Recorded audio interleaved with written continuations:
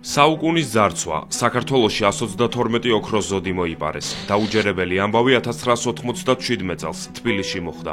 6 კაცმა და 1 ქალმა ოქროს საცავიდან 3 მილიონი დოლარის ოქრო გაიტანეს. პოლიციამ კი საქმე 15 წლის შემდეგ გახსნა. ყველაფერი ასე დაიწყო. სიგარებით შეწუხებულმა მეგობრებმა იოლად გამდიდრება გადაწყვიტეს. ერთ-ერთმა მათგანმა ოქროს საცავის დაცვის უფროსი გაიცნო.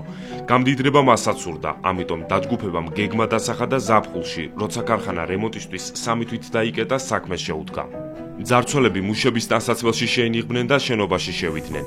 დაცვის უფროსის ერთადერთი მოვალეობა კონკრეტულ დროს სიგნალიზაციის გამორთვა და თავისი თანამშრომლების დათრობა იყო, რომ მათ ქურდებისთვის ხელი ვერ შეეშალათ. ძარცველებმა ქარხანაში მანქანით ქვიშა შეიტანეს, რომელშიც რკინის საჭრელი აპარატი ჰქონდათ დამალული. რემონტის გამო საცავის ყველა კარი შედუღებული დახვდათ. შეღწევის ერთადერთი გზა კი სქელი კედლის განგრევა იყო. ძარცველებს ამისთვის 3 დღე და ღამე დასჭირდა. აი ამ ფანჯრიდან შევედით შიგნით. კედელი იქიდან გამოვანგრიეთ, აი ეს კედელია, საიდანაც გამოვედი. საცავში 3 სეიფი აღმოჩნდა, 2 ოქროს ზოდებით სავსე იყო, მესამე კი ბრილიანტებით. ოქროს სეიფები წარმატებით გატეხეს, თუმცა შემდეგ რკინის საჭრელი აპარატი გაფუჭდა და მესამე სეიფი ვერ გახსნეს. ქურდებმა მალევე დაიწყეს ზოდების გატანა. საბოლოოდ 122 ცალი ოქროს ზოდი ჩანთებით კონსპირირებულ ბინაში წაიღეს. ოქროს საცავში ძარცვის შესახებ მხოლოდ 3 თვის შემდეგ, სექტემბერში გაიგეს.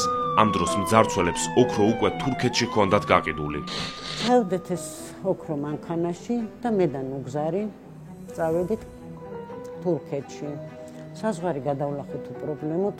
ჩააბარა ნუგზარემ ეს ოქრო.